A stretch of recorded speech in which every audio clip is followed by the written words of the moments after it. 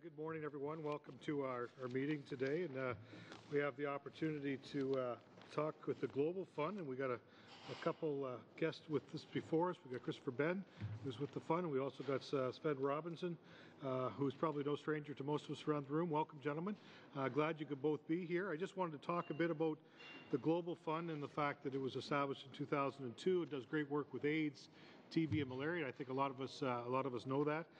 Some of the things I think make it particularly interesting in terms of how it works is the fact that the Global Fund insists in country ownership, which I think is great, and partnerships, is performance-based, and then they work with all sectors of society. So I know you guys are going to touch on this, but I think it begs repeating over and over again that I think the work that is done through the Global Fund is very exemplary.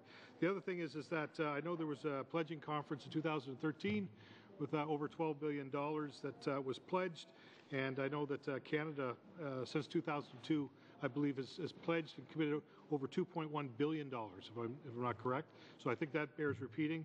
And our most recent pledge, I believe, was around $650 million for the coming years. So I know there's a lot of organizations that are involved. I know civil society is involved, and how decisions are made, etc. So why don't we just turn it over to you? You can give us an update on what's going on and some of the things that you're doing, and then we'll take some time to go around the room and ask questions and follow up in exactly what is happening with the Global Fund these days. So I'm going to turn it over to you guys.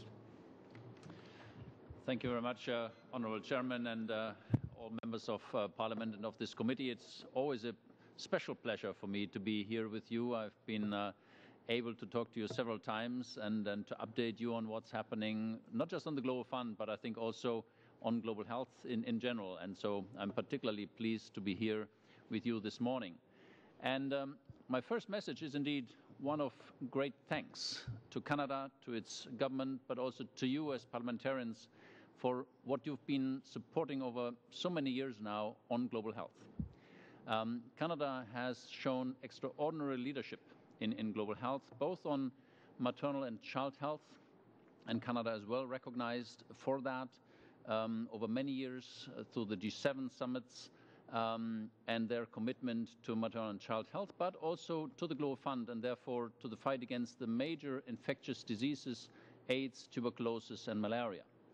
And let me also point out again how closely these topics are related, because still today HIV, TB and malaria are directly responsible for 1.1 million deaths among women per year and 1.2 million lives of children per year.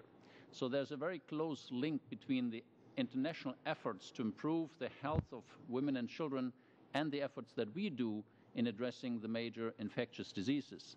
And in fact, you mentioned, Chair Ellison, that we had this replenishment meeting in Washington, D.C. that delivered a little bit more than $12 billion for the 3-year period, 2014 to 2016, that allows us to disperse about $4 billion per year.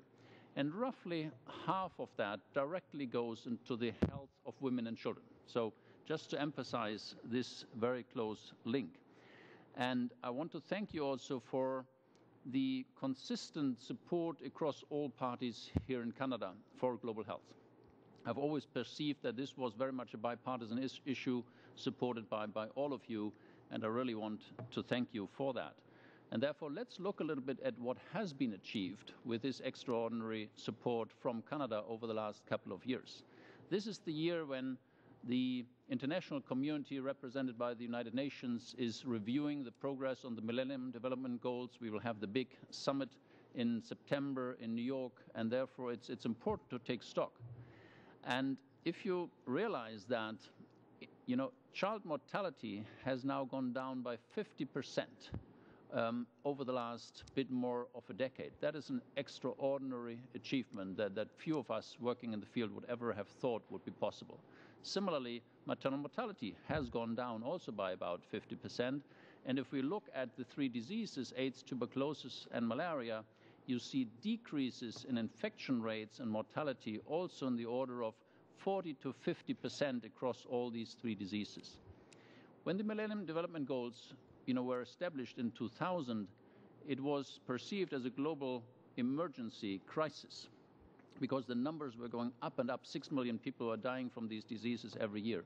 And now to be able to say we have not only halted and reversed these trends as we were mandated by the MDG summit, but that we can really see that, we have decreases of 50% and more. That means we can approach also the phase of where we can credibly talk about defeating these three diseases over the next 15 years or so, once and for all, as public health, problems. That is an extraordinary achievement, and I really hope that all of you who played an important role in that, you feel justifiably proud of what has been achieved with your support. And we should now build on that as we are entering, or we are already in this year that will be quite critical for international development. It's an extraordinary year if we are looking at the big events coming up. There is the Financing for Development conference in Addis Ababa in July that will set the scene for how the world will finance development over the next 15 years. Then the big summit with many heads of states, some say, the biggest assembly of heads of states ever in New York in September on the Sustainable Development Goals and how we kind of chart out the course forward to defeat poverty over the next 15 years. And also, let's not forget, all of that is also linked to climate change, and we have the big conference in Paris in December on climate. So this is a very, very critical year that is ahead of us. And when I look at global health, I see particularly extraordinary opportunities beyond what I just said. There has been a famous Lancet report that some of you might have seen. The big medical journal Lancet commissioned a study that included really all the best brains in the world on public health and finance. And they issued their Lancet report on global health by the year 2035. So they took a little bit the longer-term perspective. And they called this report the Great Convergence, because that's what it is about. We see now, after many decades, when health indicators between the poorest countries and the richest countries have grown, bigger and bigger. The gaps were getting bigger. Mortality was rising in the poorest countries, where we have, in the wealthy countries, quite sophisticated health systems, and life expectancy was going up. Now we see for the first time, almost ever, that this is approaching again, and that is fantastic news. Last year, World Health Organization issued a report saying life expectancy in the poorest countries, the low-income countries, has increased by 9 years over the last 15 years. That's extraordinary. And there are many African countries where life expectancy was going down, particularly because of AIDS, and we were worried about the stability of these countries. And now the World Health Organization can report in the poorest countries, life expectancy has gone up by 9 years. And by the year 2030, we can credibly talk about approaching, mortality rates for children and for adults, that there will not be this big gap that we've seen so far. That's not to say that the health systems will be at the same level. That's not possible. But you don't need these extraordinarily expensive and sophisticated health systems. What you need is, very simple but affordable and highly effective interventions that we now have that will enable us to achieve this great convergence in health. And from the Global Fund perspective, we are a financing institution, and we make these resources available for countries in need so that they can implement their programs on care, prevention, and treatment. But apart from the financial resources, we also look very much at efforts to make those programs more effective and to provide the kind of technical assistance and the innovation that will drive these improvements. And therefore, we've made innovation and the engagement of the private sector a key topic for the Global Fund for the next few years. And that actually matches quite well also with the agenda of the Honorable Minister Paradis, who also is talking a lot about, innovation and private sector engagement. In fact, I was with him in a panel at the World Economic Forum in Davos where we discussed that, and there was a special edition of Global Health Diplomacy that was, issued together with Canada, and we participated in that and published an article how the Global Fund is including the private sector and innovation in that. To that effect, we've created what we call an innovation hub, where we bring together many private sector companies from around the world, again, not to ask for the money, but to ask for their particular innovation that they can provide. And if linked with the resources that we provide, we will have so much more impact in the countries. And we are looking at issues like improving the procurement and supply chain management, the financial management, risk management, and overall the program quality. And we have already a number of very good examples where leading international companies are working with the Global Fund to making these programs more effective and more accountable, by the way, so that we can really follow the investments and measure the results and the impact. And in that context, we are also proposing what we call an e-marketplace. We want to, in a sense, innovate the whole way how countries procure essential drugs and health commodities, to make it simpler, to make it more transparent, and to make it cheaper. We have already, over the last 2 years, through innovations in procurement, saved about $300 million by purchasing bed nets, by purchasing AIDS drugs and malaria drugs, because we have a new way of procuring. But in the future, we are proposing an e-marketplace where, those countries and their ministries or their NGOs can directly access, online what kind of commodities they need, what kind of drugs they need, and access that at the best possible price at guaranteed quality. And that cuts out a lot of kind of middle agencies, if you like, that increase the price and the complexity. And this is not proposed just for the Global Fund. This is for all kind of agencies that want to participate in that, including bilateral agencies, multilateral agencies, other partners of the Global Fund. So that's one of the innovations that we are proposing and that we have been discussing with the Canadian ministry, because we feel there might be particular affinity, and we would be very proud if Canada would pioneer some of that with us and also communicate that with us in this very important development year. And you mentioned that the Global Fund is a key partnership where governments, private sector, civil society all come together at all levels, the global level, the country level. And we strongly believe that only that would be able to achieve these extraordinary results that we've seen, and to achieve even more in the future. So thank you very much for inviting us, and we definitely are very happy to engage in any questions you might have. And sorry, Sven. All right, thank you very much. Why don't we, Mr. Robinson, you weren't going to say anything. You were part of the answer question. Perfect. Okay, Mr. Dewar, why don't we start over you, sir? 7 minutes. Just that you're in good company with gesticulating, because we had Bill Gates here, and one thing we noticed that his staff was sitting beside him, that we were concerned that they were going to get hit, because Bill Gates likes to do this, so you're in good company. Thank you very much. I think your overview, and as Chair Ellison said, the contributions that have been made and the efficacy of the work that's been done in the Global Fund has been something that our country has been proud of. I think it's been a great example of where we have worked together, all parties, multi-party, previous governments working together to support the Global Fund, mainly because of the approach and the way it was able to nail down some strategic goals and get funding and leverage funding and resources in ways we haven't seen before, and understanding that no one government can do it, and that not just government can do it, but working with civil society, private sector, and others. So it is a good story to tell, and I really appreciate the fact that you've come here on an annual basis to brief us up on what's happening. As Mr. Robinson will know, as members of Parliament, we can get distracted on other issues, and what's been a constant is bringing forward what the results have been for the Global Fund. So we thank you for your overview of what's been happening and the good work that's been done and the great results. And we heard this from Mr. Gates, actually, and with regards to polio. So some positive things happening. I want to talk about TB, and one of the Global Fund's supported programs, of course, is the TB Reach.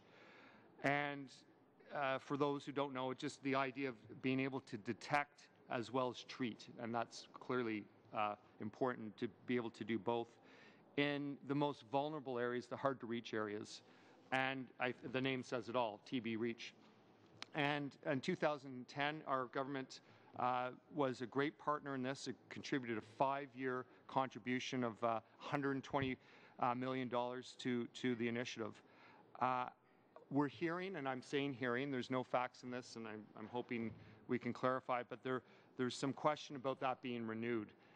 So for us to understand as members of Parliament, certainly in this committee, what would be the consequence if Canada, and I hope it doesn't happen, didn't renew its contributions to that fund? Thank you very much. That's an excellent question and provides me with the opportunity to talk a little bit about TB, which in some ways is a little bit the kind of most neglected of the three diseases. I think there's much more public discussion on AIDS and on malaria. TB REACH has been extremely important, not just for the Global Fund itself, but for the international efforts to overcome tuberculosis. Let me tell you why. For tuberculosis, in principle, we have a curative treatment, which is fantastic. That's what we don't have for AIDS, but we have for tuberculosis. There are challenges because there is increasing resistance to some of these standard treatments, but we know we have the drugs, we have the treatment. If it's followed, it's a cure. The biggest problem with TB is to find who has active tuberculosis, the active case finding. That's the most important challenge. And if we want to overcome tuberculosis, it's that challenge, particularly in vulnerable communities. People often do not come forward, to present themselves so that they can be diagnosed and then finally treated. And that's exactly what TB REACH does. So it helps enormously with the identification of the patients so that they can then be followed up and treated. Our great partners of the Stop TB Partnership, they call the biggest challenge the missing 3 million. Because we know every year there are 3 million people suffering from active tuberculosis who are not diagnosed. It's not that we could not pay for the treatment, they're simply not diagnosed. They're living somewhere in remote areas, in slum areas, in the big cities. Asia is a driver for this kind of tuberculosis. And TB REACH and the Stop TB Partnership are our key allies in addressing that particular aspect. So we would be very grateful if the support for TB REACH could continue. It's indeed, very complementary, if you like. Us paying for the diagnosis and treatment, but they helping to even reach the people. So full support for that, and thank you for that important question.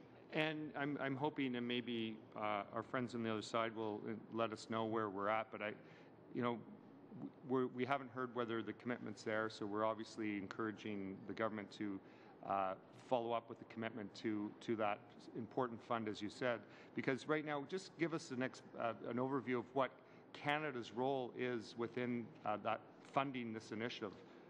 We're a principal player, are we not, in terms of the TB REACH? Yeah, you definitely are, and I think Canada has a great history in its support for tuberculosis. I'm quite aware of that Canada has played a leading role also in the establishment of the Stop TB Partnership and for TB REACH. I can't say, what's your share in that, but I believe Canada has been a major donor and supporter of that, so your contribution would be absolutely critical. Chair, just finally, I note that after we've watched and witnessed Ebola and dealing with it, and this connects to TB, it's obviously about the medicines, but we have to have the resilience of the health systems.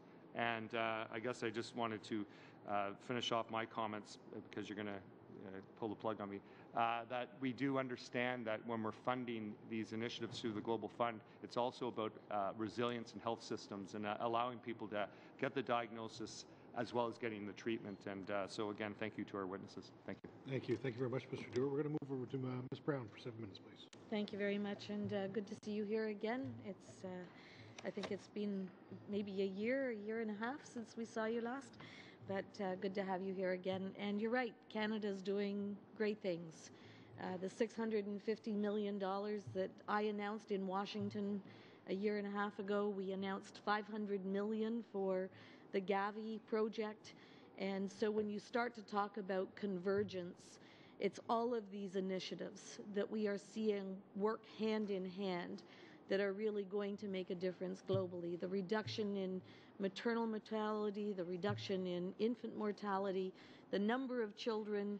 I said before that they're seeing 5 candles on their birthday cakes. They may not have birthday cakes, but it's that picture of seeing that number of children who are successfully growing and thriving, which should be an encouragement to all of us.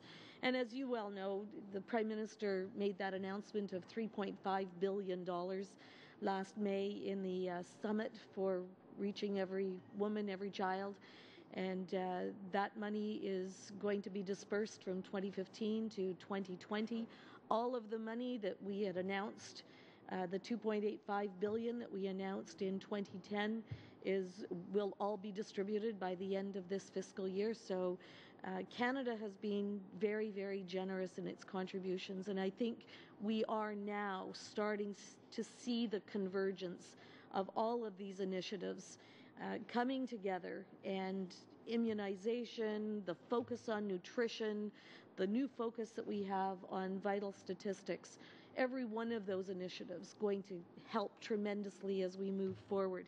And I was really glad to hear you say, Dr. Ben, a new marketplace, because I represent the riding of Newmarket, Aurora, and I always think that it's wise to reiterate that.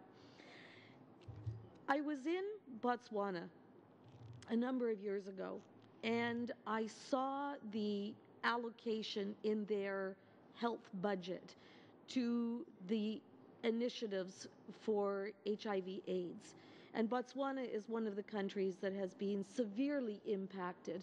I understand that the life expectancy was 57 for males, 54 for females, and they knew that they needed to address this with some money put there very specifically.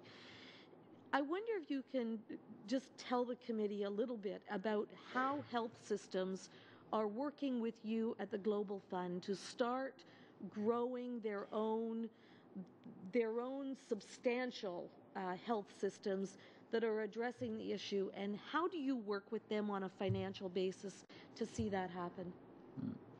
Thank you very much indeed.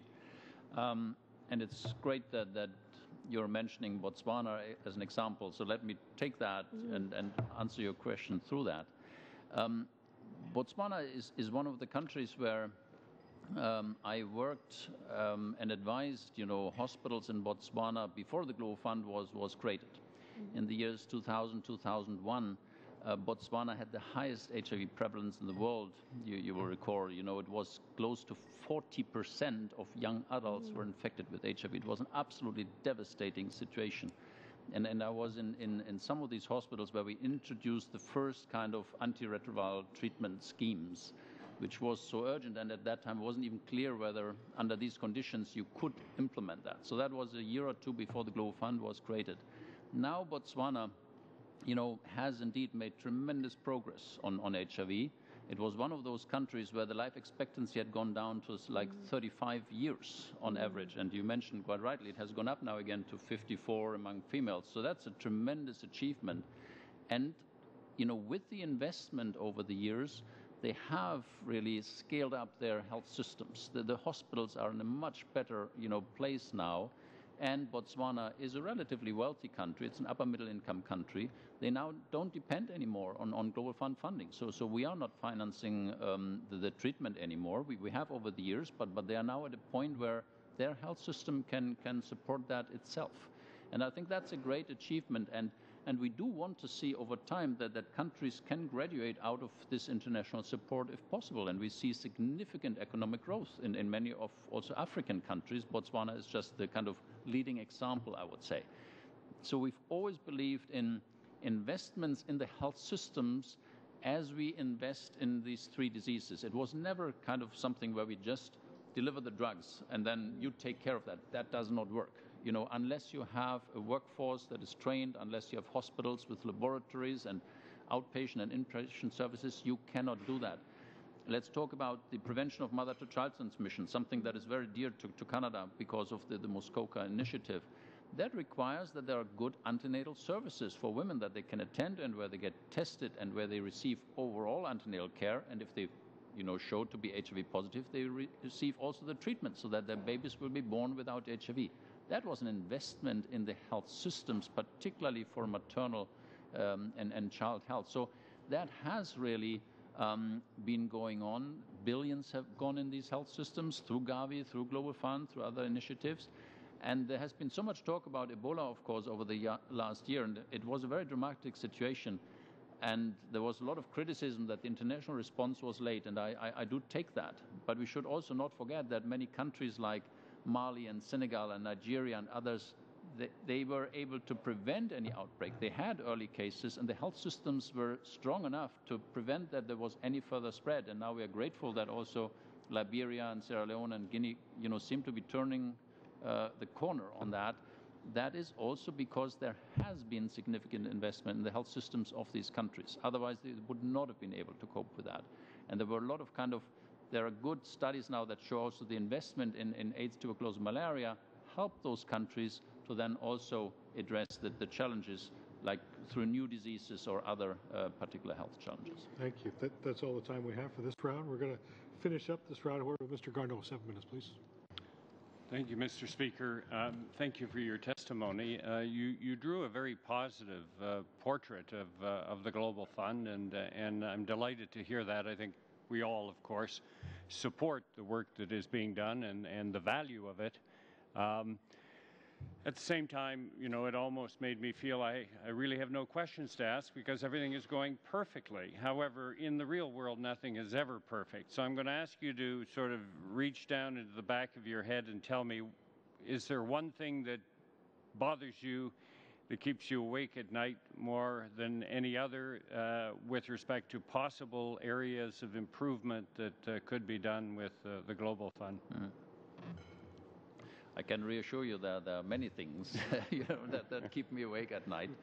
Also, I think I want to be clear. I mean, what I described was a very positive development globally, of which the Global Fund is a part. I did not claim that this was all just because of the work of the Global Fund. Mm-hmm. I mean, that is the work of an extraordinary movement over the last 15 years or so that has made that possible.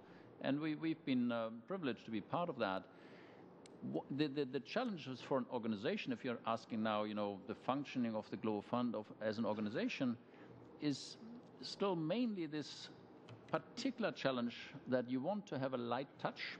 We are still an organization that has no country presence. We have no country offices in all these countries. And still we want to make sure that our investment is reaching the people. There is a very high standard of accountability. And often we cannot really follow that through from our headquarters in Geneva to the last mile, as we call that. It's not so difficult to reach the people in the capitals and the big hospitals. It's very difficult to reach the people in the rural areas, and that's where in Africa still most of the people live. So not only to make sure that the most vulnerable populations get their services, but also our donors and like yourselves, you're expecting a certain level of accountability that we can tell you, how is the money being spent under those circumstances, and that is not easy unless you build up a huge machinery where you have your people everywhere. We think we found a way through engaging with partners at the local level, through engaging what we call local fund agents that we hire at the country level to kind of report to us. That helps.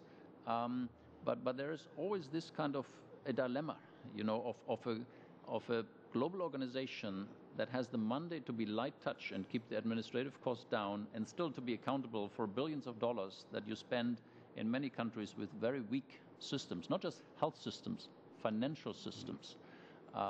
That's our challenge, and that's, by the way, where exactly we want to engage the private sector. We are working now with several of the most well-known international banks and insurance companies to help us to provide systems for these countries that provide better oversight, that they provide the teaching in financial accounting, in risk management that we can apply at a global level. But if you go to Ghana and to Uganda and Sierra Leone, that's where they can be very helpful because they have the staff on the ground and they have the expertise and the technology that can help with that. Thank you. On a more just specific level, a couple of things I'm curious about. The medications that are used today to combat malaria, AIDS, and TB, are they still at the brand pharmaceutical level, or are they generic? I'm curious about that, and where do most of them come from? Yeah. There we have to differentiate between the three diseases. AIDS, where the biggest budget is in terms of antiretroviral drugs, we purchase 90% of those as generics. And the bulk of that comes from India. India has a very vibrant generic industry with high quality, because it's not only the price, also the assured quality, and almost 90% of that we purchase in India. Some also in South Africa and other countries, but largely generic drugs. When you come to tuberculosis, the first-line treatment is drugs that have been used for decades, so they are all off patent and therefore relatively cheap. We buy, complete course of TB treatment for 6 months costs about $50. So that's, generic drugs, because there's no patent on these drugs. And the challenge is when you get to the more resistant forms. If you have to treat multi-drug resistant tuberculosis, then you have to go to new drugs that have been developed that are much, much more expensive, also more difficult to administer, and where we have to buy them from, research-based pharmaceutical companies. And in malaria, by the way, it's a mix. It's mainly, we get the drugs, the artemisinin combination therapy. It's still under patent, but we get it at a largely reduced price. So that's the tiered pricing that is coming in here. So it differs a little bit between the three diseases, but for the first-line treatment, we can buy them at a very competitive price, largely from generic producers. Okay. Okay. You mentioned that, if we keep the pressure on for the next 15 years, possibly we can bring these three diseases really down to a very low level. Recently, I read about a new strain of malaria that is supposedly challenging. I was wondering if that has upset the equation, if that presents a new and big challenge. It's a challenge, but not that it would revise our predictions there. Malaria, among the three diseases, is probably the first candidate for elimination, because so many countries are in the process of eliminating malaria. And there are fantastic examples, countries like Sri Lanka that, had a big malaria problem and are now reporting for 2 years in a row no malaria death at all in Sri Lanka for 2 years. It's a fantastic achievement. And I could tell you similarly, Eritrea and Vietnam and other countries are just on that same path. There is increasing resistance, and that is a concern. The resistance emerges usually in Southeast Asia, so it's the Mekong Delta, Cambodia, Myanmar, Thailand, that area. We are investing specifically there. We have a special program, $100 million is invested in the prevention of drug resistance, because you need to strengthen the local authorities to detect and address that. So we have a special program. We are working closely there with the Asian Development Bank and with the governments of those countries. So it's a concern, but not so much that we would say, oh, this is becoming so overwhelming that we don't think we can make that progress. No, we can probably. And it's a topic I would be surprised if Bill Gates didn't talk about that. I mean, there is a malaria vaccine on the horizon. I mean, more than on the horizon. It's likely to come out on the market maybe next year. It's not 100% effective, but it will be a very important additional tool. And with that, new vaccine, with the treatment that we have, we are still very confident that we can control malaria. And Bill Gates is obviously investing a lot there as well. And he's even more optimistic. He speaks about eradication. We speak about elimination, which is a slight difference. But in principle, we can make enormous progress with the tools that we have and a few new tools that are coming onto the market now. Thank you. Thank you very much, Mr. Garneau. We're going to have time for one second round, so the full round. We're going to start with Mr. Hahn for 5 minutes, sir. Thank you, Chair, and thank you both for being here. Just following on with, I guess, Mr. Garneau, about the systems, the accounting systems, the accountability systems in some of these countries and the billions of dollars we're talking about. Obviously, those are pretty attractive sums. How much of a problem is financial corruption? Can you put a number on it, grosso modo, about how much is at risk of going the wrong direction? It is a problem for any kind of global donor investing money in these countries. I think all agencies, bilateral agencies or multilateral like the Global Fund, we've built up systems that enables us as much as possible to not only help them build the systems, but also detect when something goes wrong. We have, auditors in all these countries. That's what I call the local fund agents. And we have an office of the Inspector General who regularly does audits and investigations in these countries, issues reports. We make those reports public. There are constant kind of reports from our Inspector General on our website, so people can see where problems are being identified. And we do find, of course, that there is mismanagement if you look carefully enough. If you're asking me a number, if you add up the numbers from these repeated reports of the Inspector General, you come to a number of about 0.5%. That is, it's actually pretty small. Lost. Yeah, but it's significant money. Yeah, it is. It's significant money. Yeah. But you should also know that if we find that, we follow that. Yeah. In every single case, we go after the implementer and say you have to repay that. That's what we call the recovery. So if you identify that loss, it doesn't mean that we just write it off. We ask them to repay. Good. And that does not happen always and immediately, but we can recover about 50% at least of what has been identified as loss. Sometimes it's politically sensitive. You're dealing sometimes with political leaders. There have been court cases in these countries, but we do follow up on that. Okay, that's good. I want to talk a little bit about cultural/religious challenges in some places. A little while ago, I was fortunate enough to spend some time in Tanzania with a great organization called Results Canada, who in fact are sitting behind you in the room. And one of the things that was interesting to me was, we're talking about the diseases and TB particularly, but also HIV/AIDS. And one of the things that we heard was that there is no connection between HIV/AIDS and homosexuality, because homosexuality is illegal in Tanzania, therefore it doesn't exist. How much, using that as an example, I guess, how much challenges are in some parts of the world with sort of religious and cultural barriers to understanding the reality? How much of a challenge is that in some places? It is quite a significant challenge. Homosexuality, is strongly discriminated against in many countries, particularly in Africa. And it becomes particularly difficult if then some countries issue legislation, as you probably have followed, where they criminalize, homosexuality. We had the examples of Uganda, Nigeria, and others, because then basically you drive, a certain part of the population simply underground, and they will not even access prevention and services and come forward for treatment, and you make the whole problem much worse.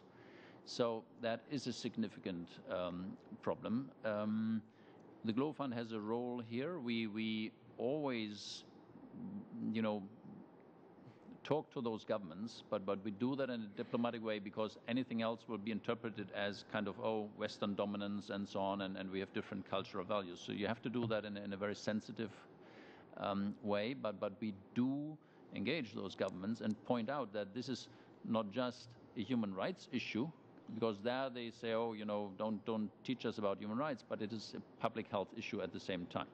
So, and that often, you can maybe make that point more clearly, that you say, this does not make sense, from the public health point of view, if you discriminate a significant, part of your population. So we always try then to make those points, but we do understand these are deep-seated cultural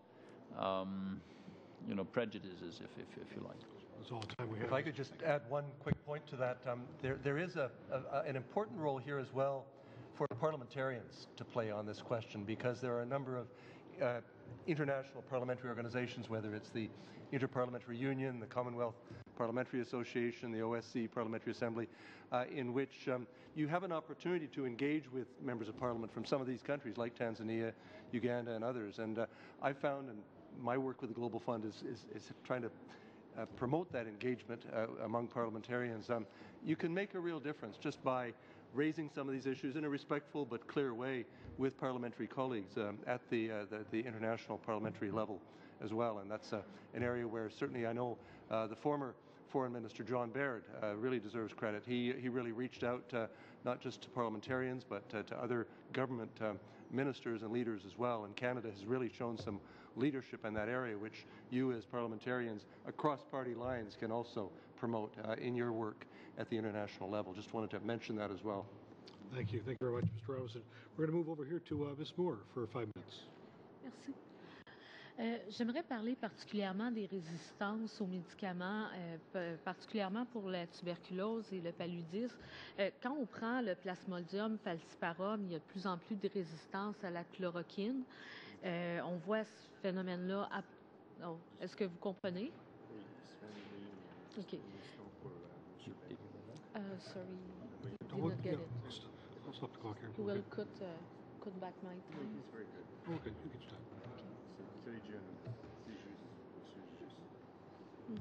Okay.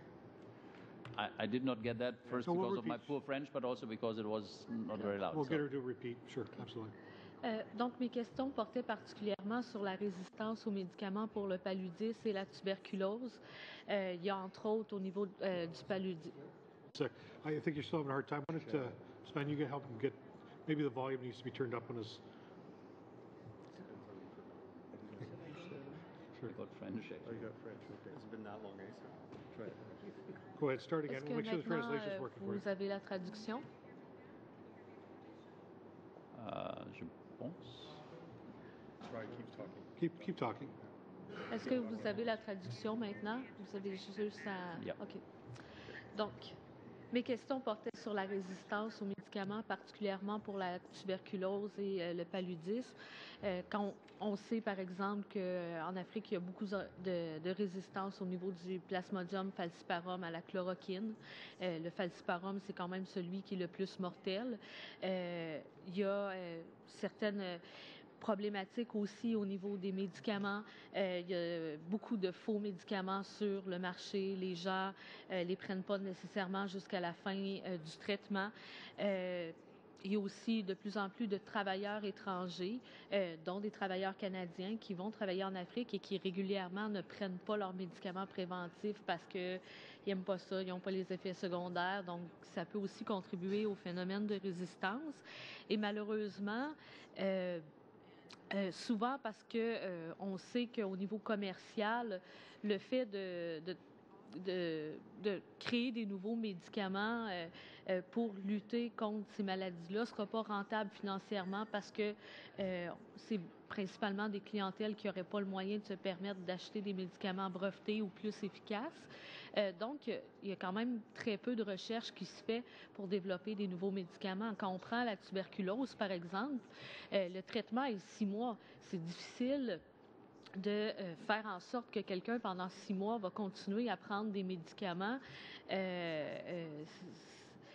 sans un jour ou l'autre être obligé d'arrêter, sans un jour ou l'autre penser que mon enfant est malade, je vais lui donner la moitié de mes pilules pour le soigner. Donc, comment le Fonds mondial s'attaque au problème de résistance, au fait qu'il manque de recherche pour créer des nouveaux médicaments, en particulier pour la tuberculose et le paludisme. Thank you, and sorry that I didn't get your question in the first place. Yes, the whole question of resistance is a very important one. And in your question, you mentioned several challenges. One, there is real kind of criminal activity in some places where, you know, they produce fake drugs that are then brought onto the market. This is clearly criminal.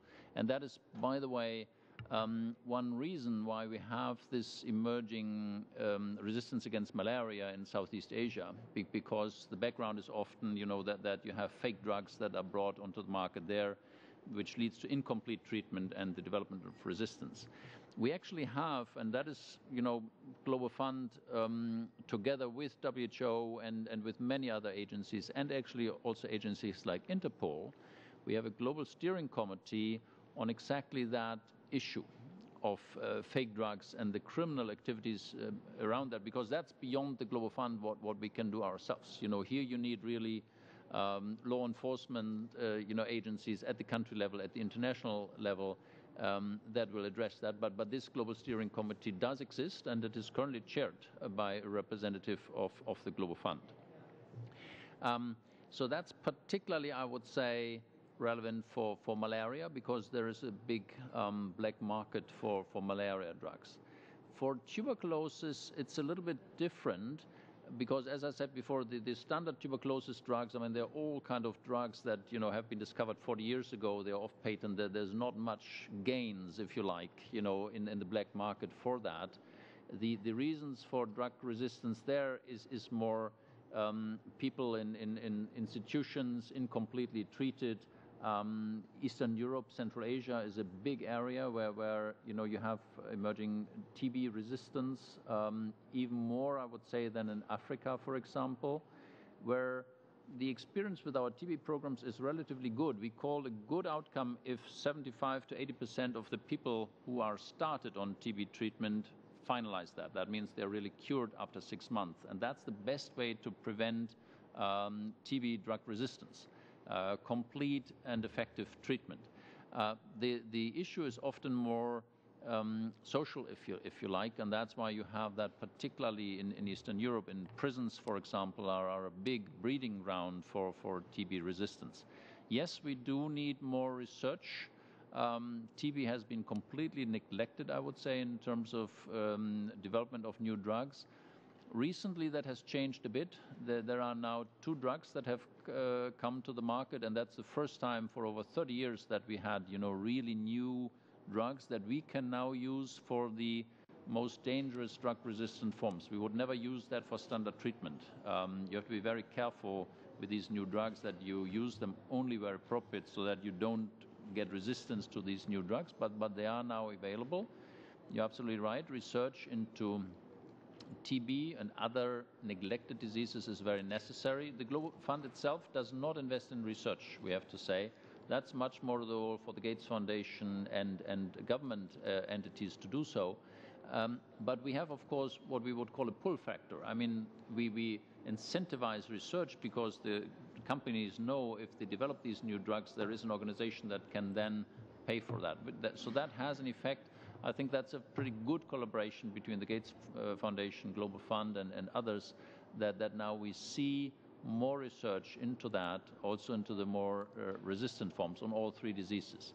But it is, a very important aspect, and particularly, as you mentioned, the malaria drugs, how we can address that together with governmental and law enforcement institutions in those countries. Thank you. Thank you very much, Ms. Moore. We're going to finish off with Mr. Trache, sir, for 5 minutes. Thank you, Mr. Chair. Thank you for being here today. One of the core principles of the Global Fund is performance-based funding.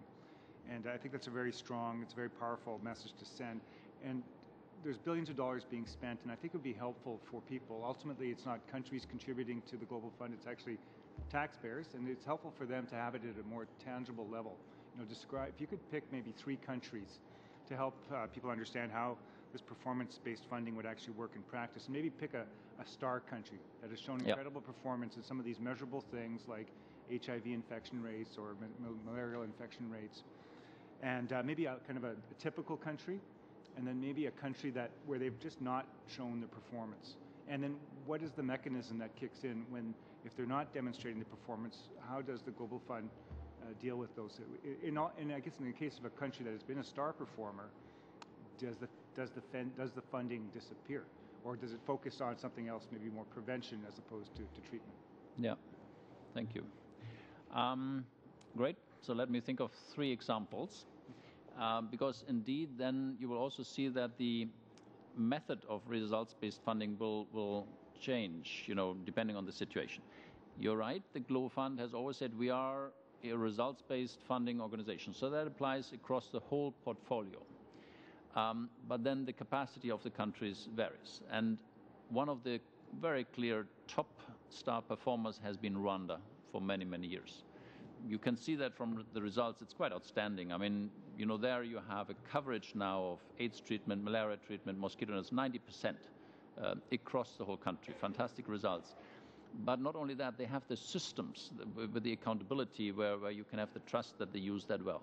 That allowed us to change our whole funding model and to take results-based funding to the extreme. Rwanda now gets paid for results. That's new, kind of. You can't do that everywhere, but Rwanda, basically, you have a contract. You say, these are the results that you're going to achieve, and we pay you for verified results. That cuts out a lot of kind of bureaucracy in between, and Rwanda can do that, and they are a pilot for us where we can do that. And we are now exploring that with other countries like Ethiopia that are also very high performers, and where we can probably, apply the same method. Another country that has done very well and is now graduating is Thailand, for example. We've supported for many years, good results, relatively good health systems now, and they indicated this is the last replenishment period where they are expecting funding from the Global Fund. From now on, we can take care of that. Our systems are strong enough, and we don't expect funding from the Global Fund. I think another very good example, obviously we're happy to see if countries, can graduate out. And then you would have countries at the other end of the spectrum, and one extreme, I would say, is, let's say, South Sudan. The new country, extremely weak systems, where you could not practice what we do in Rwanda in that sense, where we really have to make sure that we follow all the disbursements to the level. We cannot even disperse to the government. We usually use UN agencies or international NGOs in that sense. Sometimes the Red Cross, so they are our partners on the ground. It's still results-based funding, if you like. I mean, we agree on certain targets and we hold them accountable for that, but it's much more hand-holding, right? We cannot just say we pay you for the end results. We have to, follow every step on the way. So that would be the spectrum, if you like, between the extremely high performers, Rwanda, Thailand, Ethiopia. Then in the middle you would have, the Zambias and Tanzanias and Kenyas. And then you have the really very fragile states, very weak systems, Chad, Central African Republic, South Sudan. And we have the challenge to adapt in our systems so that we still achieve results, but with different levels of oversight and accountability mechanisms. Could you describe in South Sudan what has been the trend with infection rates in South Sudan in, say, the last 15 years? You're saying they're still getting results. Is it? I don't know if you have the numbers at your fingertips or some illustrative notion of what's happening with infection rates in a country like South Sudan. Yeah. It's still achieving the results, that is true. Particularly malaria, I would quote, because we have had some successful bed net distribution campaigns, and that's not too difficult. You don't need an elaborate health system for providing, communities and villages with bed nets, and that has an effect then on malaria, and we've seen that. It's much more difficult when it comes to, let's say, TB treatment, AIDS treatment, where you have to follow up over months and sometimes years and establish systems. Even that is happening. I'm not saying it's not happening at all, but it's much more difficult also because simply the logistics, the roads are not there. You cannot reach many areas. You have rainy seasons where full parts of the country is blocked. We then try to work with these partner agencies like the Red Cross, like UNDP and others who might have access to these regions that they help with that, sometimes with international NGOs as well. But that is a kind of logistical nightmare sometimes under those circumstances. But still, I would claim, some reasonable results are achieved also in those countries. Thank you. Thank you, Mr. Trottier. And to our gentleman here from the Global Fund, thank you, Dr. Ben, for being here, and Mr. Ramos, for you being here as well. You have lots of hardworking civil society organizations that are always talking to us as members of the importance of what you're doing. So you've got good partners all around the world. So thank you very much. With that, I'm going to suspend the meeting, and so we can get set up for our next meeting. Thank you.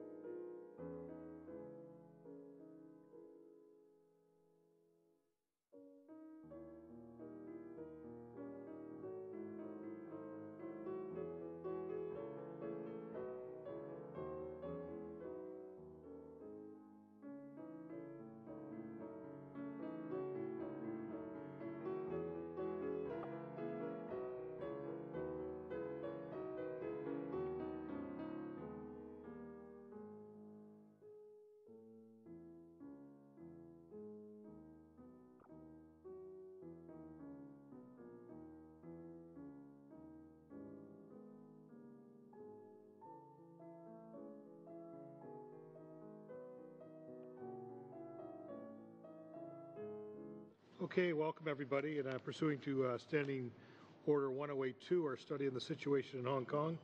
I would like to welcome and take the time to welcome Martin Lee, who is with us today, and I want to thank you for taking time to be here, and also to Gloria Fung, who's also with us as well. Gloria, you're with the Canada-Hong Kong link, I believe, so that's great. And I know, Mr. Lee, maybe you'll tell us a bit more about yourself, but I know that you have been a lawyer, you've been a legislator, you've started parties, you've been involved, and you've been very active on the human rights front. And I think for my colleagues, just to mention very briefly, that as far as being a champion of human rights, Mr.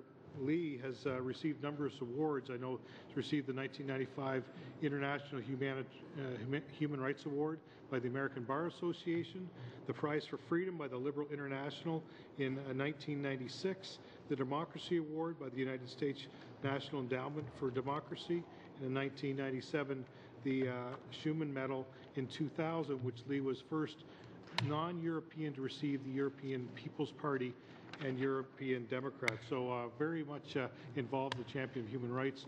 We're looking forward to us giving us an update on what's going on in Hong Kong these days.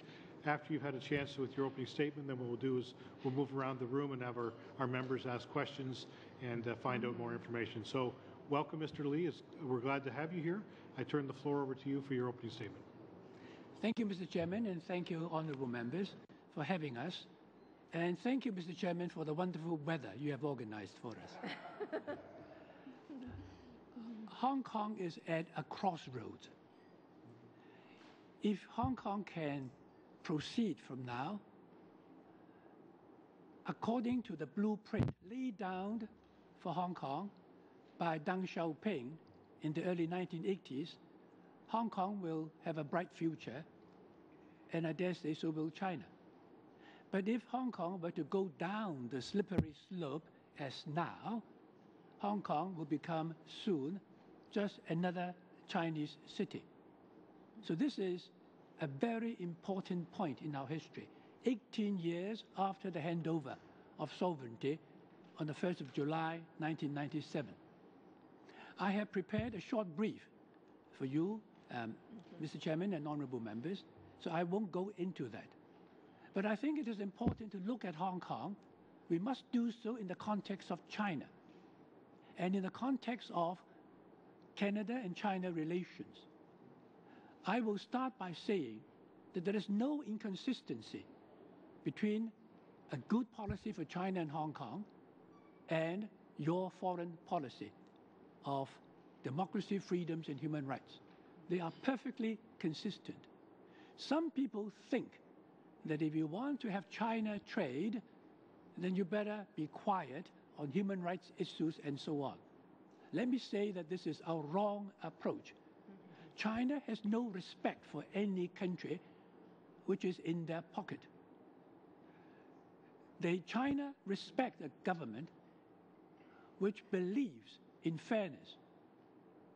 So the two things are not inconsistent. China trade and your concern for human rights and freedom and democracy for Hong Kong. We have been promised by China that we would continue to enjoy all our core values under British rule for 50 years from the 1st of July 1997 without change. But in order for that to happen, both the Chinese and British governments have agreed in their agreement called the Sino-British Joint Declaration that there would have to be a sea change in our political structure. Under British rule, the governor was appointed by the British government in the name of the Queen and sent to Hong Kong to govern us without any prior consultation with the people of Hong Kong at all. And once he got to Hong Kong, he would then appoint every single legislator in our legislature. And not only that, he would preside in all the Legislative Council sittings. So if any legislator were to appear to him to be troublesome, that guy will not be reappointed. So that system, that colonial structure had to go according to the Joint Declaration, which prescribes that we would have an elected chief executive and an elected legislature. That is the only way I would submit that Hong Kong people could really rule Hong Kong with a high degree of autonomy. And these are the words used by Mr. Deng Xiaoping when he said one country, two systems. But how could Hong Kong people rule Hong Kong with a high degree of autonomy when the people of Hong Kong don't even elect their leader and all members of the legislature? That is the problem. Now, the basic law, which is our mini-constitution, in fact spelled out these promises of elected government in the Joint Declaration in much greater detail in the basic law, providing that 10 years after the handover, that is, by 2007, we could have an elected chief executive and all members of the legislature. And so we patiently waited. Beijing said no. So we waited for another 5 years, we thought, hoping that by 2012 we could have it. Beijing said no again. And we had to wait until 2017, so said Beijing, before we could elect our chief executive by universal suffrage. And if that went through successfully, we could then, in 2020, elect all members of our legislature.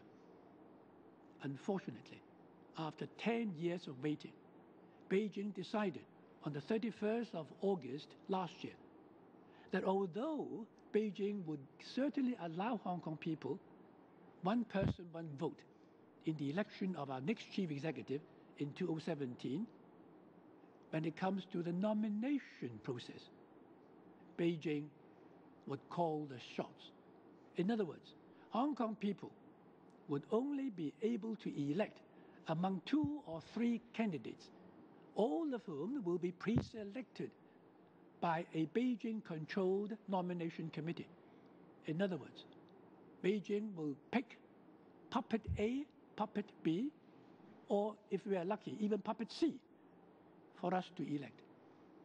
Such a type of election certainly doesn't come within international standards. Of course, in Hong Kong, the Joint Declaration already prescribes that the International Covenant on Civil and Political Rights applies to Hong Kong.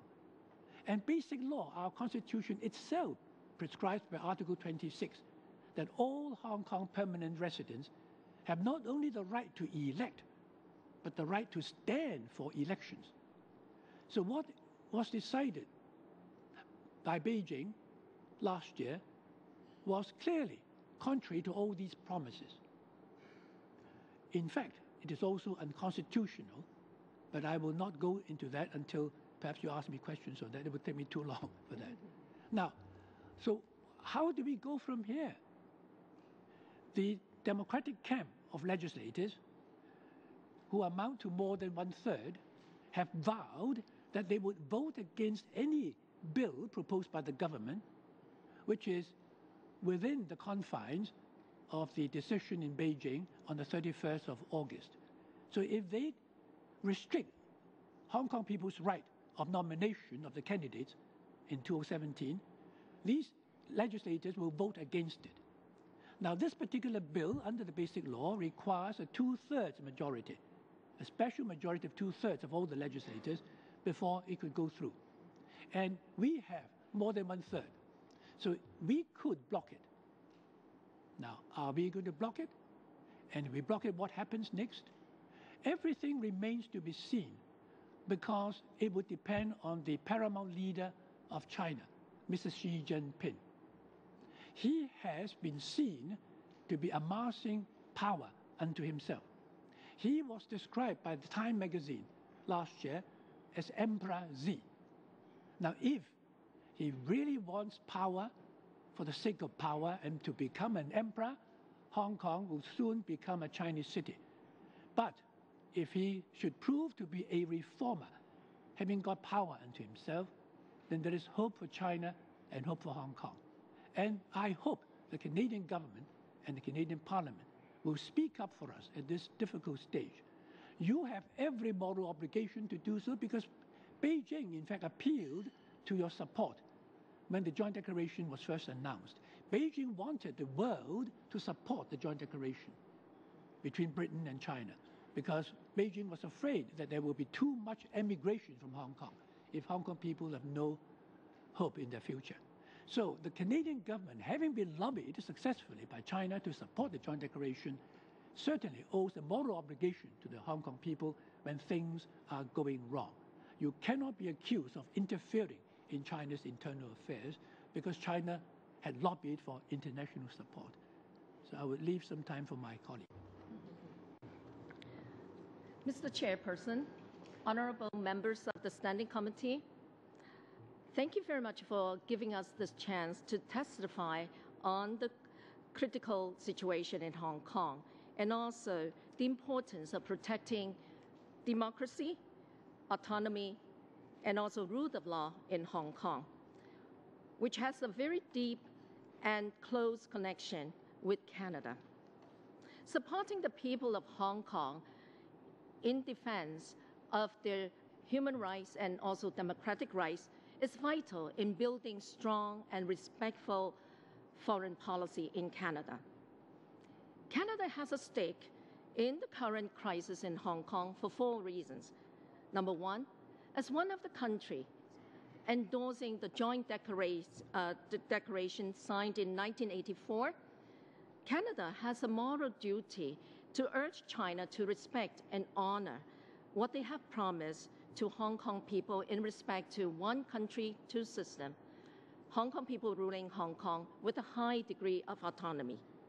Number two, democracy, freedom, and rule of law are the bedrock principles of our foreign policy.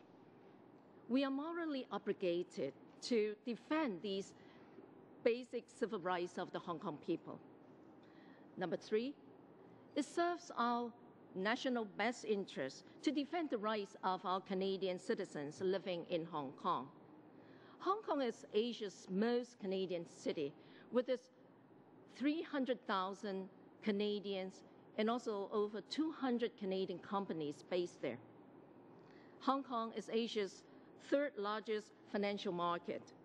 Without the rule of law, freedom and civil liberties, there won't be any guarantee of a level playing field for Canadian-owned businesses or personal security for Canadians in Hong Kong. Number four, there are very strong people-to-people ties between Hong Kong and Canada.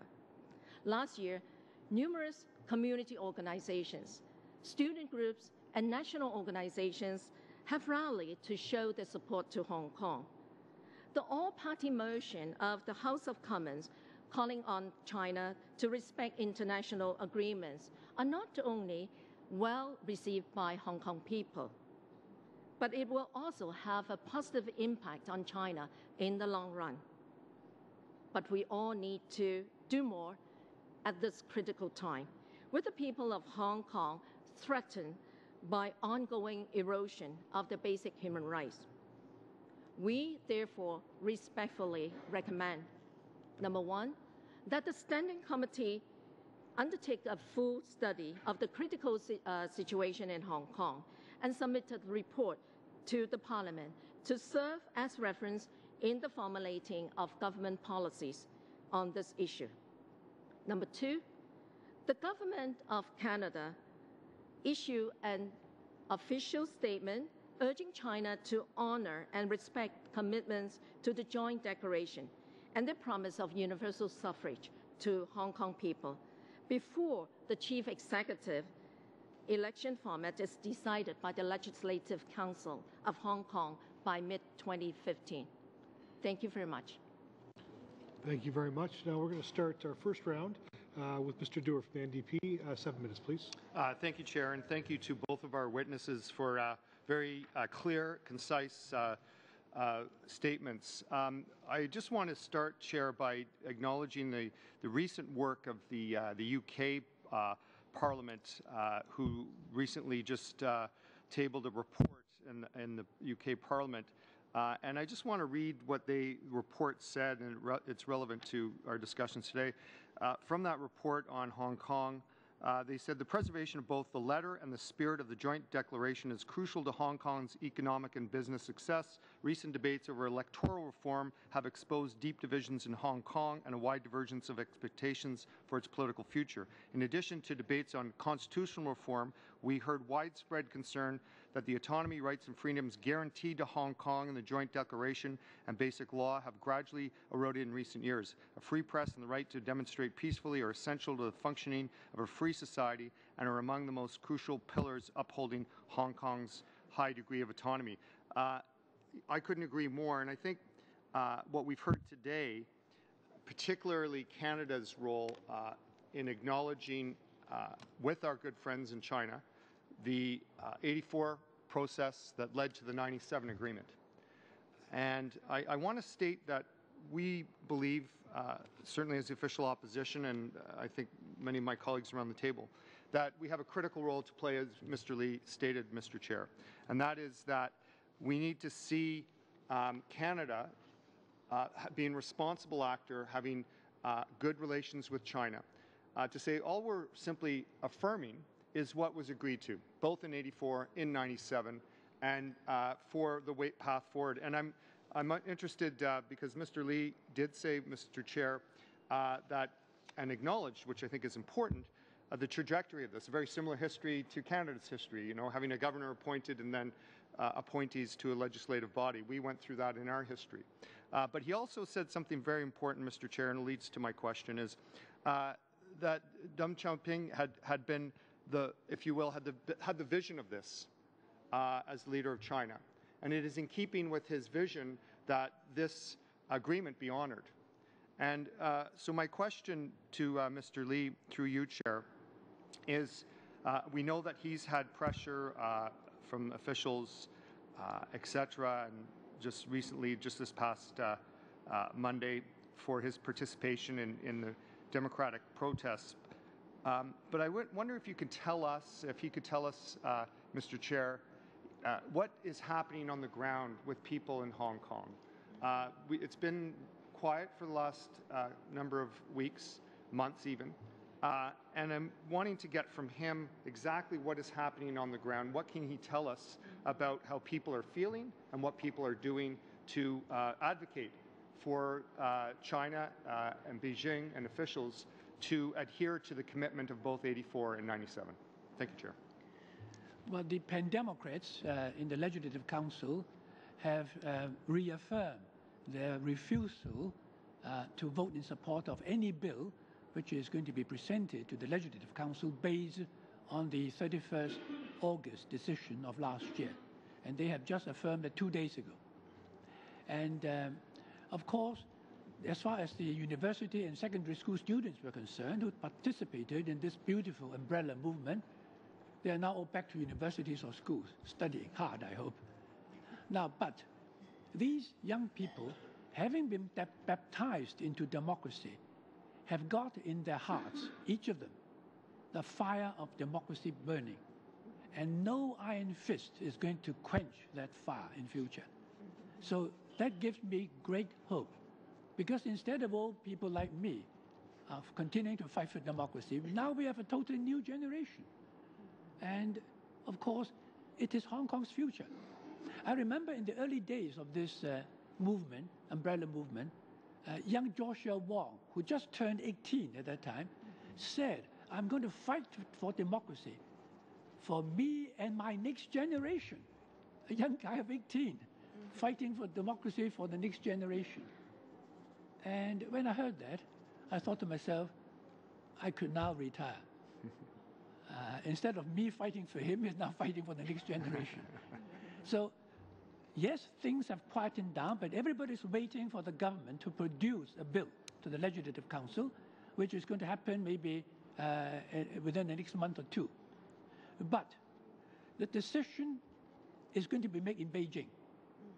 Now, that is the all-important thing. Because if the Beijing leader, the paramount leader, Xi Jinping, were to say, if he has the wisdom and the commitment and the vision, he could well overturn what has been done during these 18 years. That is, of the Chinese government departing from the blueprint of Deng Xiaoping. He can certainly and easily bring us back to that blueprint.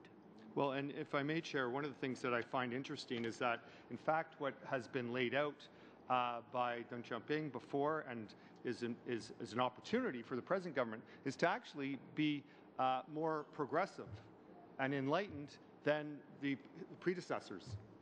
Because in fact, what we see is that this roadmap is allowing people to have a say, to vote, and the choice within, of course, and a really important underline here, the two systems, one country.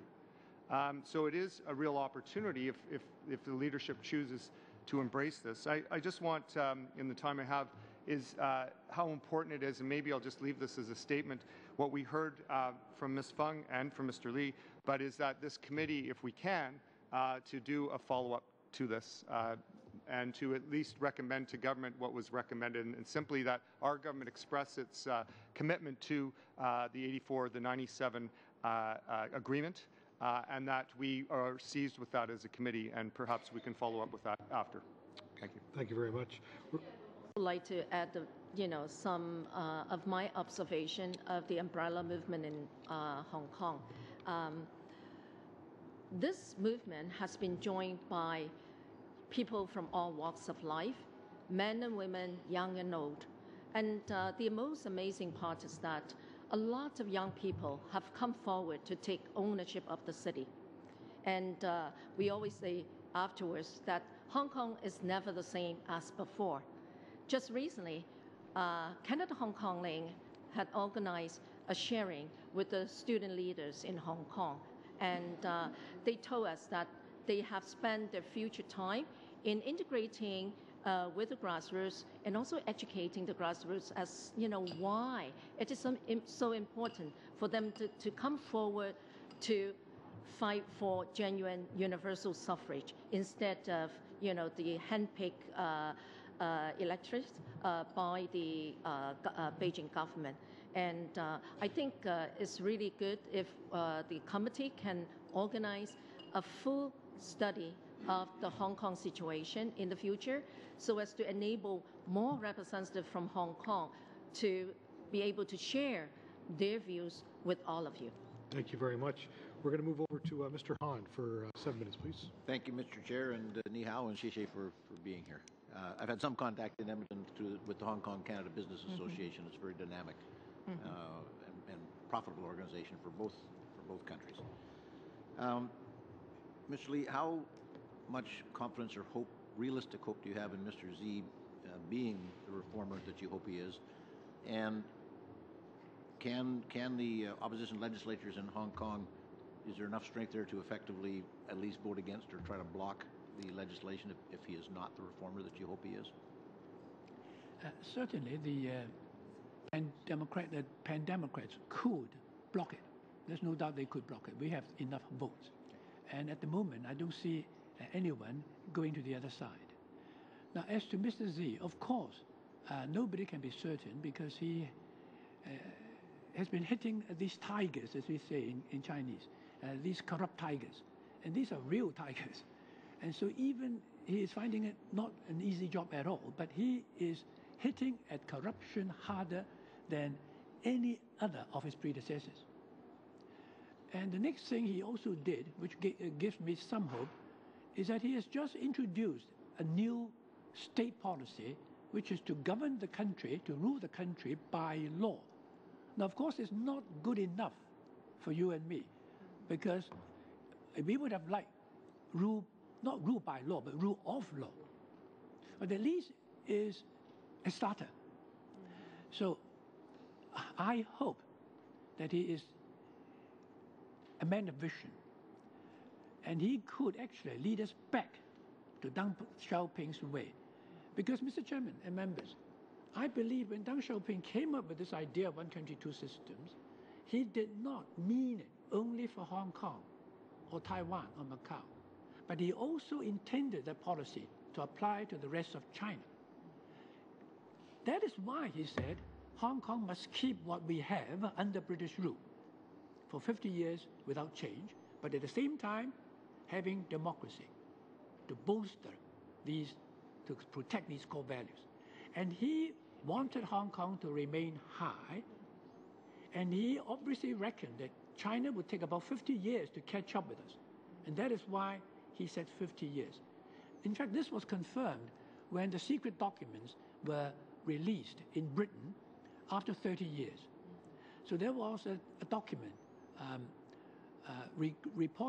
recording a meeting between Prime Minister Margaret Thatcher and Deng Xiaoping in Beijing on the 19th of December 1984, exactly on the same day when the joint declaration was actually signed in Beijing. And that document recorded Deng Xiaoping's words. And it said, some Japanese friends asked, why 50 years? He explained to Mrs. Margaret Thatcher. He said, because we want China to be at par with the rest of the developed countries. And I reckon it would take 50 years. So he wanted China to go up.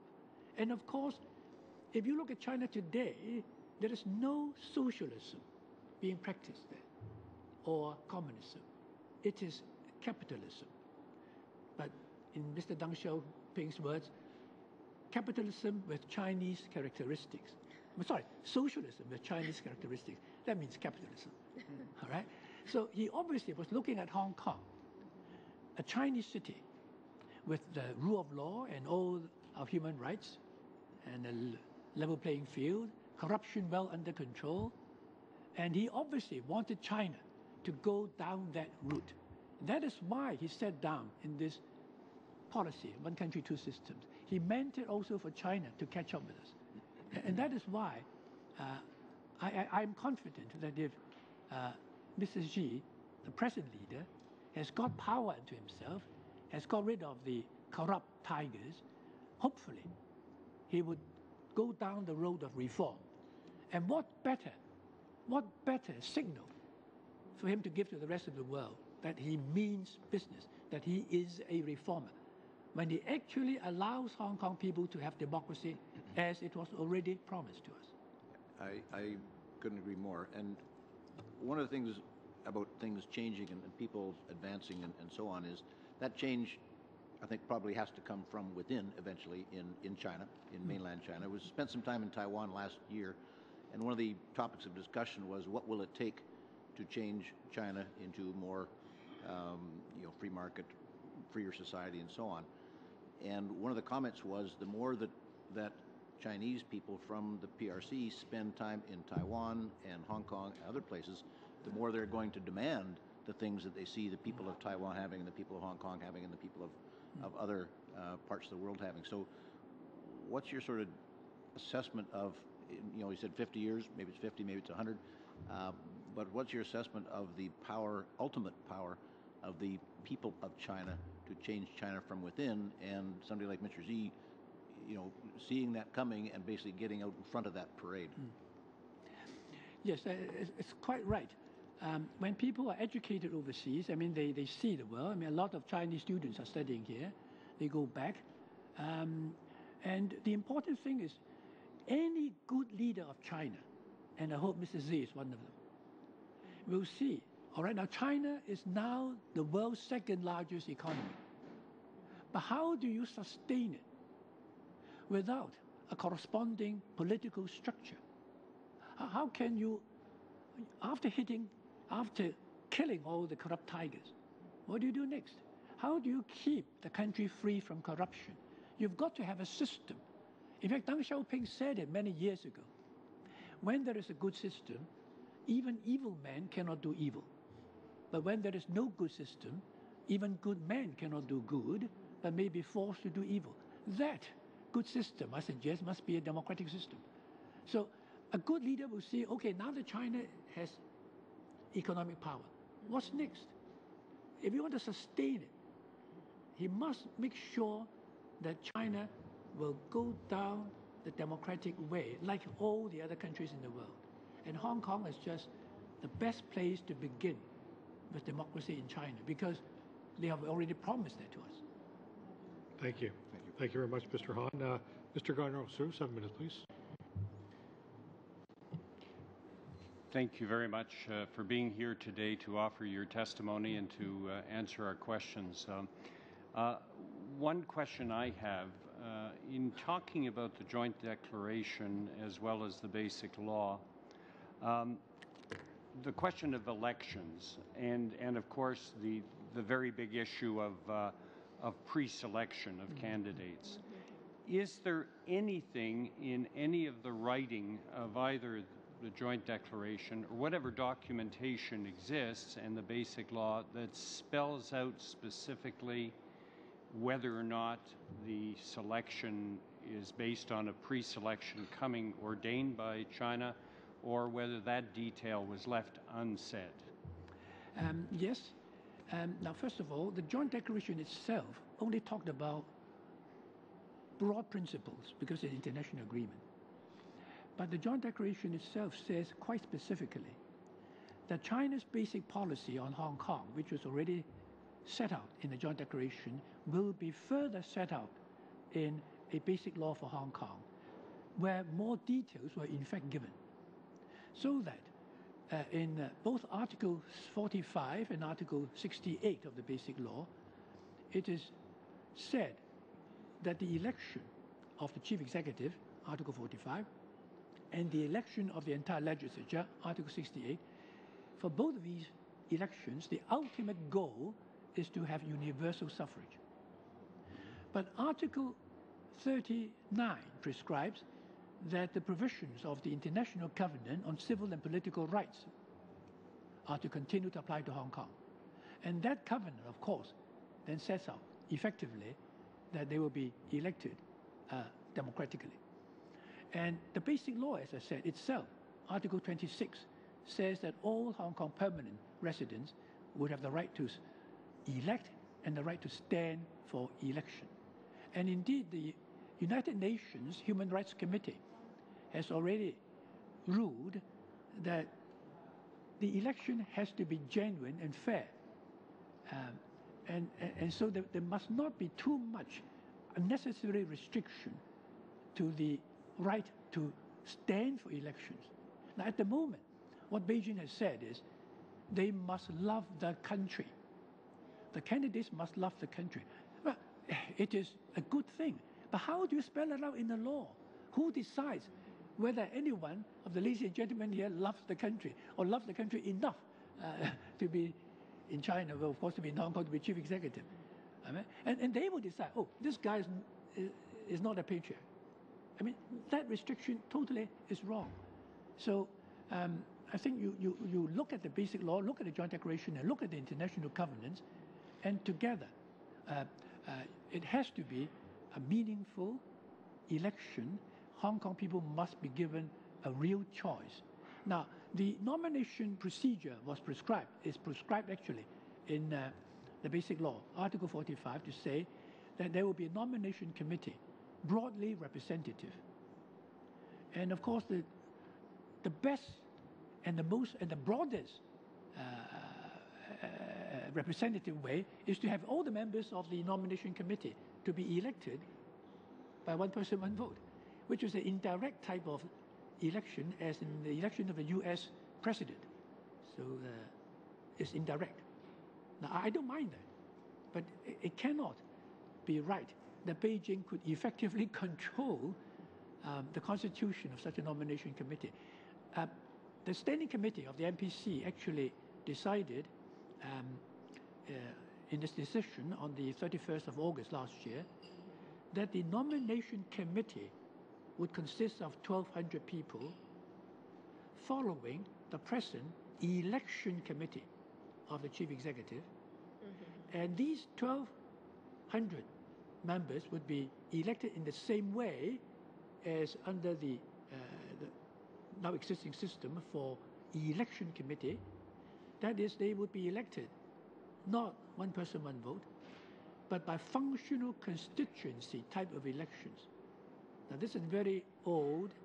I was told that Mussolini had it. Indonesia had it about 20 years ago. But Hong Kong is probably the only country which still has it. And so it's one lawyer, one vote, one engineer, one vote for some of those.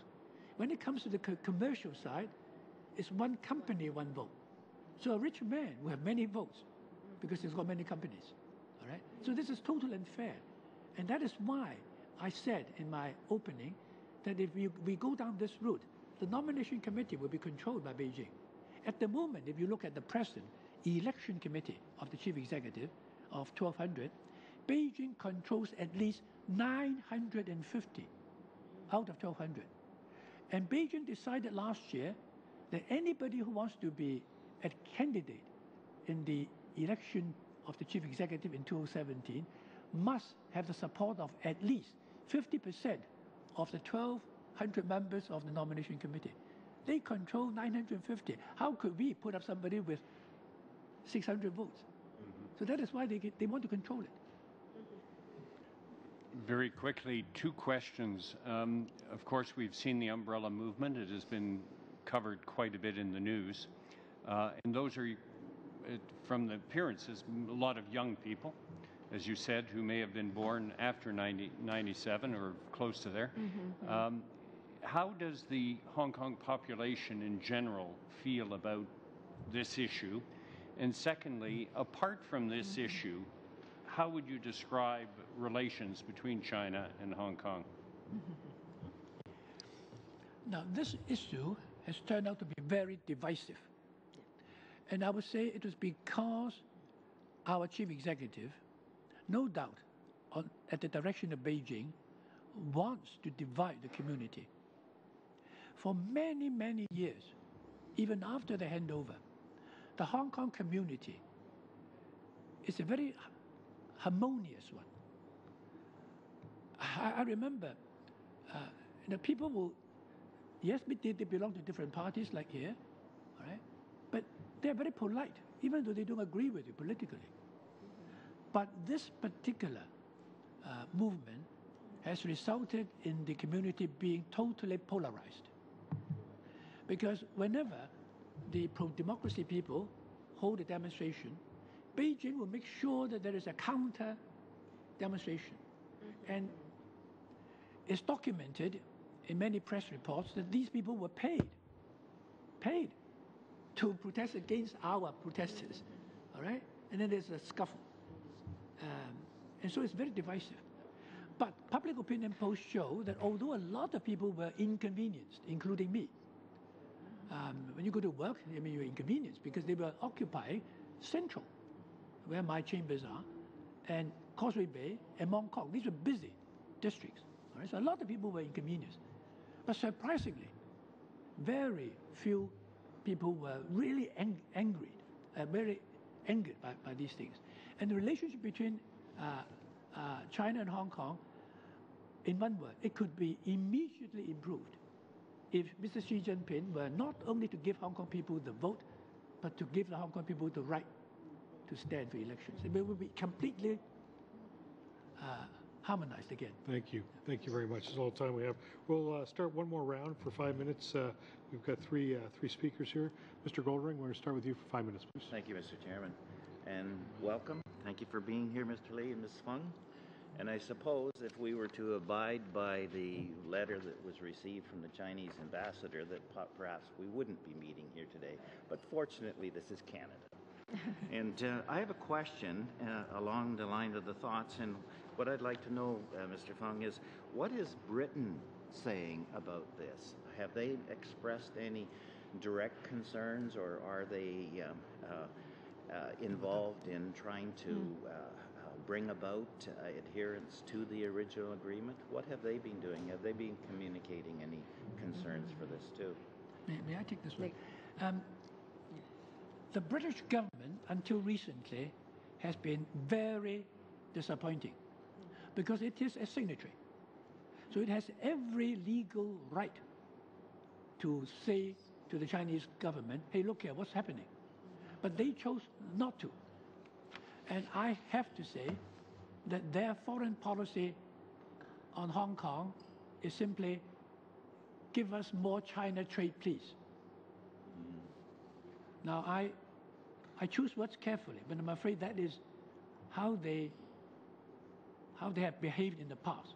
But recently, Parliament, though, did the right thing. The House of Commons Select Committee on Foreign Affairs has just come up with a long report on Hong Kong. And in fact, it was referred to earlier. Now, I would urge honourable members to take a look at it. And it has actually criticized the British government at various places. And I hope that the British government will do the honourable thing on Hong Kong and not just think of its China trade. Because to begin with, as I said in my opening, the two things are not inconsistent. They are not mutually exclusive. If Britain were to honour her obligations and duties under the Joint Declaration and defend the aspirations of the Hong Kong people of democracy, which was already promised to us in the Basic Law, and there's no doubt in my mind that Beijing would respect them instead of treating them already in their pocket. And with the legislation that's been proposed in the United States, how is that being received there? Is there any indication on its level of support that it might receive? And what are the specifics of it? What are they calling for? Well, in fact, the legislation has yet to be produced. And this is why it's shocking. When no doubt some of you might have read the Hong Kong government's position and the Chinese government's position too at the moment, at least up to now, is pocket it first. Pocket it first, which is a Chinese expression, is not good enough. But you better take it first, rather than not to have anything. And half a loaf of bread is better than nothing. But how on earth can we pocket it first when I don't even see what it is? And yet they are so ridiculous to say, okay, now Beijing has already made these decisions. All right, in our bill presented to you in the near future, we cannot go outside that decision. But we haven't decided yet, all right? But please tell me that you're going to pocket it first. Now, once you say pocket it first, the obvious logical question is, what comes next? And they won't even tell us either. So why do I pocket it first when I don't even know what is to come later? So this is absolutely absurd. With the agreement that was signed, were there not any specifics on a time frame? There were specifics maybe on what would happen, but were there any specifics on when they would happen? No time frame in the Joint Declaration, except that one country, two systems would last only for 50 years.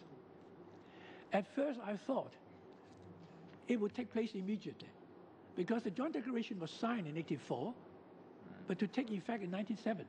So I thought we could already set in place democratic elected legislature during that time, at least have everything ready, all right? But then the Basic Law says during the first 10 years after the handover, we cannot have universal suffrage yet. But after 10 years, we could. So that means I thought we would just wait for 10 out of the 50 years. But now, it's already been postponed to 2017, even if it comes about. It's already 20 years down the road. Okay, thank you. That's all the time we have. Thank you. We're going to move over to Mr. Dewar for 5 minutes, please. Thank you, Mr. Chair. And I want to ask a bit about, I think we've established very clearly that what Canada's role could be, what we've seen from other governments, UK, and clearly the historical relationship we have both with China and Hong Kong, and worthy of noting and reminding for the record how many Canadians are in Hong Kong, over 300,000. I want to ask Chair Ms. Fung a question about what's happening with people here in Canada. How can people help support what is happening, as well as other instances around the world where people are supporting? Because I think what we're hearing today is very important. And I really want to underline this point of view that this is about having good relations with China and being responsible actors at the same time. So I'd just like to hear from you about some of the things that are happening within the Canadian context, community, and how people are responding, as well as some other examples globally around how people are responding and supporting what I think is a very straightforward ask, and that is just the commitment to adhere to the 97 agreement. Yeah, thank you for your question. Actually, within Canada, over the last 1.5 years, ever since the starting of the so-called Occupy Central movement, I can see that even within Canada, a lot of Canadians, particularly those people who are originally from Hong Kong, they are very, very concerned what is happening in Hong Kong. Because if you go back to before 1997, there was a wave of immigration from Hong Kong to Canada as well as other parts of the world. But after 1997, because people see that, oh, maybe there's not really that much change, so maybe we can go back. But now, over the last 1 year, we see another wave of immigration. And according to one of the figures that I have just obtained from Hong Kong, in 2014, 21,709 people applied for a certificate of no criminal record. And of course, this does not imply that all of them will immigrate elsewhere, but at least they are hatching political uncertainty in Hong Kong. And a lot of people within Hong Kong, they are very frustrated with the bad governance of the present Hong Kong SAR government, who are mostly handpicked by Beijing without any accountability towards the citizens in Hong Kong. And within Canada, over the last 1.5 years, a lot of young people as well as first-generation immigrants from Hong Kong, they have joined force with us to stage a lot of rally, public forum, as well as petition letter, in order to show the support towards Hong Kong. And we are also joined by Canadians who are not from Hong Kong. Say, for instance, we have the Canadian Federation of University Students. We also have Canadian Labour Congress and also UNIFOR joining us. And we also have the professors and also students from the academic circle joining us. Just very recently, we have 3 seminars in 3 universities. One at U of Waterloo, one at U of T, and then we also have, another forum with the non-Chinese Canadians. So you can see a lot of interest and a lot of concern have been built up around Canadians. And globally, there was also a network called the Global Solidarity for Hong Kong being set up ever since last year. And it consists of members from over 60 countries. And every day, people on Facebook, they just tweet out messages as what could be done all over the world in order to synchronize the kind of action, support action that we can stage for Hong Kong. And now we have members from, I think, of more than 60,000 people from different countries. And even up to now, they still continue with their organizing back in their country. So in Toronto, we are probably one of the most advanced organizations because we are the only city in the world that have joined the pop vote that was organized last June. And I see this kind of aspiration among Canadians here, and we hope that the Standing Committee will also take this into consideration and see what we can do in order to allow our citizens to understand better what is going on in Hong Kong. Thank you very much. We're going to wrap up with Mr. Schellenberger. 5 minutes, sir. Thank you, Chair, and thank you very much for your testimony today. It seems to me as if signed agreements do not seem to be respected. Not only do we see this in Hong Kong, but in Ukraine, where deals are made or documents are signed to be implemented somewhere down the road or not implemented somewhere down the road. So do governments sign the agreements only for photo ops and hopes that 10 or 20 years from now they'll be gone and somebody else can deal with the situation? Mm-hmm. Or are these are these things signed really with due respect that they should receive? What's your feeling on that? When the joint declaration was being negotiated between the British and the Chinese governments back in the 1980s,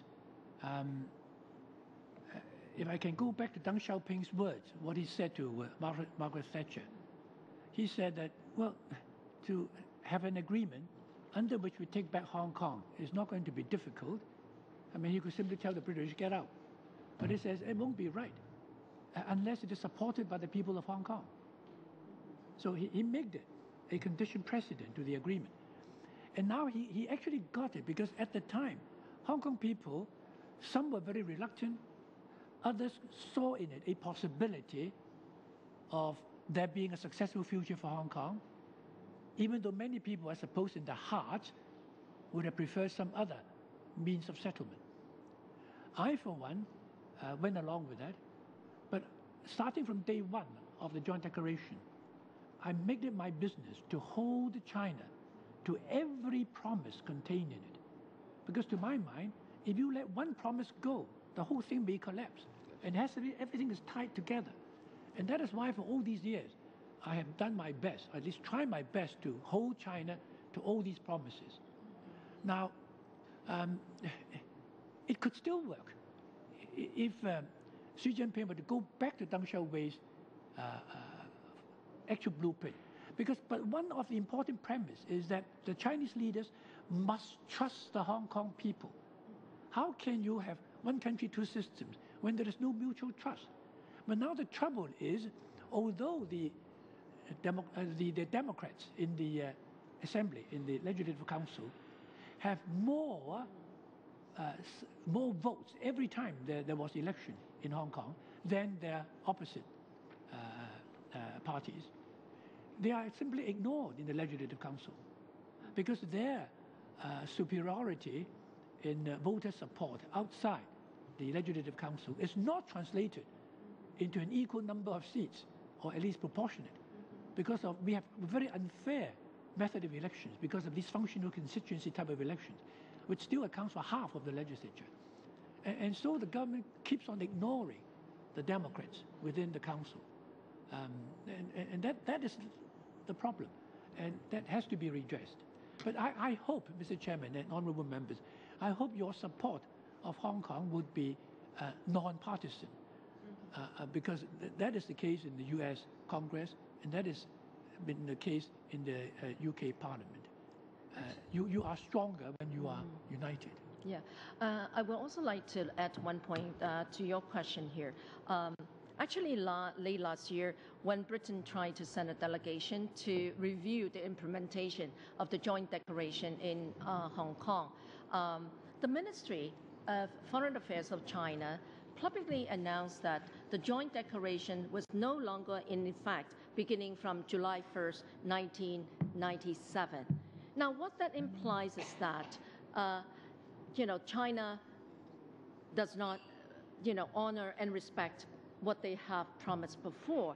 And if the international community, including Canada, remains silent about this, then how can we trust that whatever agreements and contracts we sign with China in the future will be honored?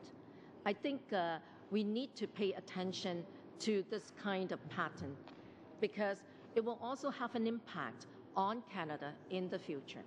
Mr. Chairman, may I correct that? I hate to do this to my colleague. The statement was made by the number 2 in the Chinese embassy in London, saying that the joint declaration is no longer effective, meaning that China already got Hong Kong back. All right? But that was not an official statement. I better put it on record. Sure. Okay, thank you very much. And to my colleagues, thank you very much to Ms. Fung and to Mr. Lee. Thank you for the testimony today. You've given the committee some things to think about, okay? Thank you. With that, meeting's adjourned.